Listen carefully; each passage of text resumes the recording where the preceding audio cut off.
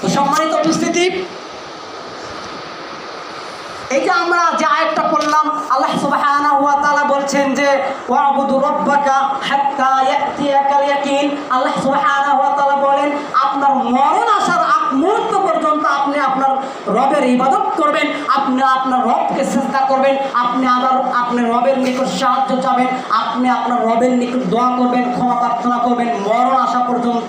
অথচ দেখেন এই আয়াতের ব্যাখ্যা তারা বেদাতি যারা এরা ভুল ব্যাখ্যা করে। কি ভুল ব্যাখ্যা করে দেখেন, এরা বলে যে মারিফত, যখন মারফতের চূড়ান্ত পর্যায়ে যখন মানুষ পৌঁছে যায় তখন আর নামাজ রোজা করা লাগে না। যখন মারফত হাসিল হয়ে যায়, শরীয়ত বাদ দিয়ে যখন মারিফত হাসিল হয়ে যায় তখন আর ইবাদত করা লাগে না। এটা ভণ্ডদের কথা, পীর মুরিদিদের কথা, মানে মাজার পূজারীদের কথা।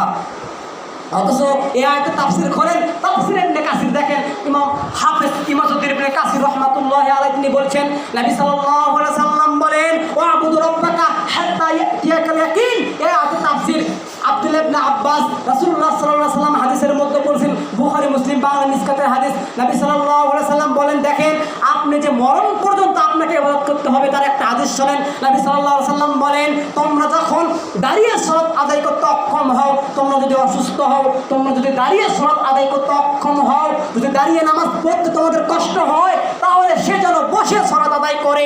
তোমাদের মধ্যে কেউ যদি বসে সালাত আদায় করতে অক্ষম হয়, কেউ যদি অসুস্থ হয়, সে যেন শুয়ে সালাত আদায় করে। কেউ যদি শুয়ে থেকে সালাত আদায় করতে অক্ষম হয়, সে যেন ইশারা ইঙ্গিতের মাধ্যমে সালাত আদায় করে।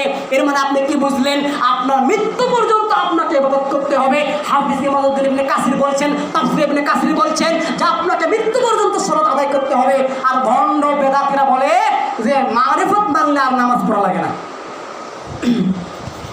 দেখেন আপনাকে যে মৃত্যু পর্যন্ত সালাত আদায় করতে হবে, একটা উদাহরণ দেই, হানাফিদের বই থেকে একটা উদাহরণ দেই। একটা বইয়ের নাম দেখেন, একটা বই পড়বেন হানাফিদের, বিহস্তি জিওর, একটা বইয়ের নাম বিহস্তি জিওর।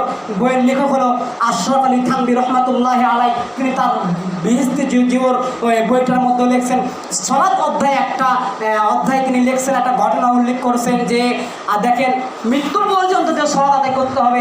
আল্লামা আশরাফ আলী থানভী রহমাতুল্লাহি আলাইহি তিনি হানাফি একজন আলেম, তিনি লিখে দিয়েছেন যে কোনো মহিলা যদি মানে গর্ভবতী হয়, যদি সন্তান ভূমিষ্ঠ হওয়ার সময় হয়ে যায়, কোনো মহিলার যদি সন্তান ভূমিষ্ঠ হওয়ার সময় হয়ে যায়, ওই সময়ও তাকে সালাত আদায় করতে হবে। তবে ইসলামী শরিয়া অনুযায়ী ওই সময় সালাত আপনাকে আদায় করতে হবে না, কারণ সেই সময় তো রক্ত ভাঙবে, মহিলাদের কষ্ট হবে, সন্তান প্রসবের সময় আপনাকে সালাত আদায় করতে হবে না। কিন্তু দেখেন একজন হানাফি আলেম তিনি ওই সময় সালাত আদায় করার একটা তাগিদ দিয়েছেন। উনি কিন্তু ওই সময় সালাত আদায় করতে বলেননি, উনি সালাত আদায় করার তাগিদ হিসাবে উনি সালাত আদায় যে আপনাকে করতে হবে, সালাত পড়তে আপনি বাধ্য, এজন্য একটা তাগিদ দিয়েছেন যে মহিলাদের সন্তান হওয়ার সময়ও সালাত আদায় করতে হবে। কিন্তু ইসলামী শরিয়া ওটা বলে না, কিন্তু উনি এটা তাগিদ দিয়েছেন। ভুল কেউ বুঝবেন না, ওইটা উনি তাগিদ দিয়েছেন।